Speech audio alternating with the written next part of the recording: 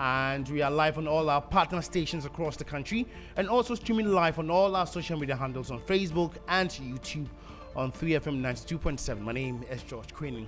Coming up this morning, first batch of 300 Ghanaians evacuated from South Africa arrives home today following recent xenophobic attacks.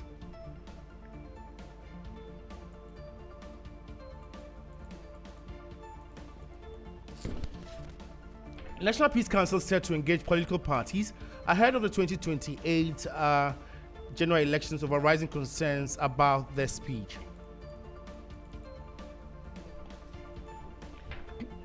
We have details of these and many more coming up shortly. Stay with us.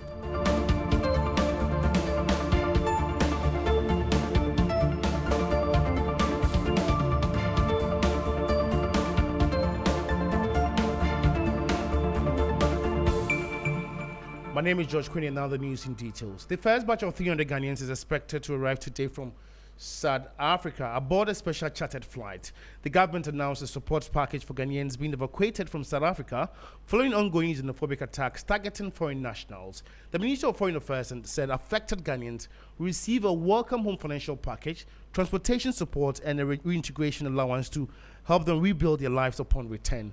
International Relations expert Dr. Kwaning has been speaking ahead of this very arrival.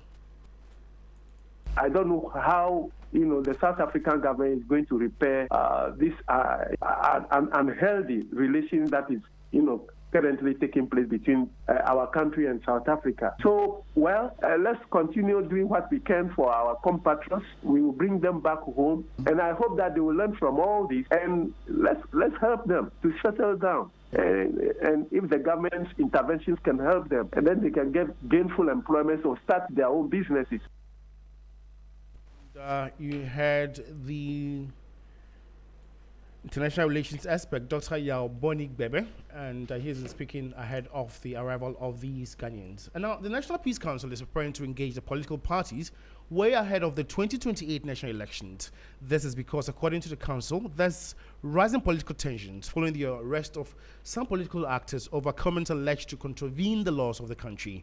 The council said it was deeply concerned about the growing tension and warned against inflammatory rhetoric and actions that could threaten national stability. Here's Susan Aite Abode, member of the National Peace Council, speaking on Hot Edition. The observations are certainly, and the National Peace Council has been engaging, with political parties, particularly the two political parties, and basically on some of these issues, ensuring that they sign, MOUs. And so some of these things have visited. So if it needs for the National Peace Council to engage once again with both political parties, I think, that will be something that, the council can over and ensure that it can reach out to them. And I believe that it should, because it would also follow, so that we can ensure that, both parties, can be reined in. And you heard Susan Aite, who's a board member of the National Peace Council. If you just tune in, you are listening to the morning news here on 3FM 92.7 with me, George Kwaning. Meanwhile, both the NPP and NDC have reacted differently to the caution from the National Peace Council. Deputy General Secretary of the NPP, Haruna Mohammed, wants the Peace Council to caution the NDC to stop intimidating NPP members. The National Security Coordinator, who is the policeman reporting to, who appointed the Chief Justice in the circumstances that we find ourselves, how Tukuno was removed, because the NDC is vindictive. That is why they are abusing the process. So the Peace Council should concentrate on the NDC if they were not doing what they are doing currently, and they try as much as possible to follow the due process. We will not complain. Nobody is afraid of accountability, but you must use the law according to the law. And you heard the Deputy General Secretary of the NPP, Haruna Mohammed. Now, take a listen to the NDC Director of Elections, Majid Jibro, and who has actually welcomed this very call. For me, it's unfortunate seeing NPP doing this, but I don't blame them. Okay, so let me ask, is it wrong for a police officer to invite everybody for commenting on the social media? Is it wrong? Under the MPP, I don't see, because I want to go, under the MPP, a gentleman went to Akwelibu when First Lady was there presenting a program. When he raised a placard that we should open the University of Ghana hospital. Didn't they arrest him? This is the same government we are talking about arrested that guy because he's calling for something for this country. And you had Majid Jibril, who is the Director of Elections of the NDC. In a related development, the Accra High Court has adjourned hearing of a motion for bail for New Patriotic Party Bono Regional Chairman Kwame Bafo, popularly referred to as Abronya, to Thursday, May 21, after prosecutors paid for a short time to file the response. Lawyers of Abronya, led by Godfrey Yeboadame, were in court to request for his bail following the denial of same by the Accra Circuit Court. Here's a report by Lord Edu Asare. The NPP Bono Regional Chairman has been charged with offensive conduct conducive to the breach of peace and publication of false news. According to the prosecution, Abronya made derogatory remarks about the judge and attempted to incite the public against the court. In court on Wednesday, May 20, an entourage of NPP officials thronged the premises in a show of solidarity and to secure a bail for the party stalwart. Abronya was remanded into BNI custody on May 13 after the circuit court denied him bail, with the judge averring that if released, he would commit the offense again. Assistant State Attorney Grace Delali Tali prayed for a short adjournment for the prosecution to appropriately respond to the motion. But defense lawyers, led by Godfrey Yeboadame, argue that the state had been served with a motion on May 14, hence failure to file a response was not an excuse. He pleaded with the courts to move the bail application, adding that Abronya's health was endangered. But Delali Tali explained that despite being served earlier, the prosecution had to consult the investigators to familiarize itself with the case. After hearing the argument, presiding judge Halima El Alawa Abdul Basit directed the prosecution to file their response by close of day. The case has been adjourned to Thursday. General Secretary of the NPP, Justin Frimpong-Kodia, spoke after the proceedings. As at Friday, we are aware that the docket was sent to the criminal court too. So as to why the case was moved to a different court is something that is mind-boggling.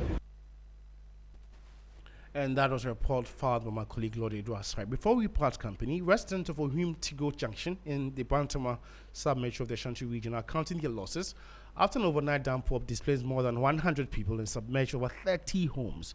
The flooding, which followed hours of continuous rainfall, forced families to flee for safety as water levels rose rapidly through the community. What began as an evening rainfall quickly turned into a night of fear and destruction for residents of Oshitugo Junction in Kumasi. Floodwaters swept through the community after several hours of heavy rain, invading homes and destroying personal belongings. A visit to the area Wednesday morning showed some residents attempting to salvage their belongings from muddy waters, while others stood helplessly outside their submerged homes.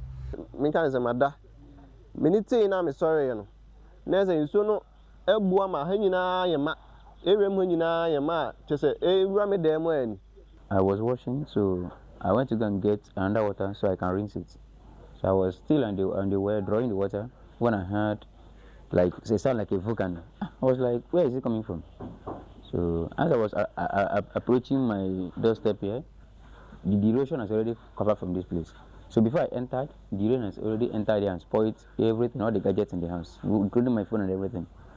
So I wasn't able to take anything off because as I was going, the thing was fast covering my neck. So I had to run away and I jumped and I hung on that fence. Affected families say the rain started around 5 p.m., but conditions worsened later in the night when water suddenly began entering their homes.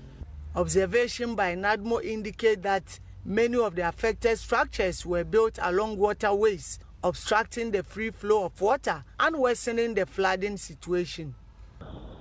People are not supposed to go here. So we don't know whether they got permits, how they came to stay. I don't know. Well, that's how we end the morning news. Before we go look again at our top stories. First batch of 300 Ghanaians evacuated from South Africa arrives home today following recent xenophobic attacks. National Peace Council to engage political parties ahead of the 2028 general elections over rising concerns about hate speech. And residents of Ohim Tigo Junction in the Bantama area of the Ashanti region count their losses after heavy rain displaced more than 100 people and submerged over 30 homes. My name is George Kwaning. For more news updates, just log on to our website, it's 3news.com. Have a good morning.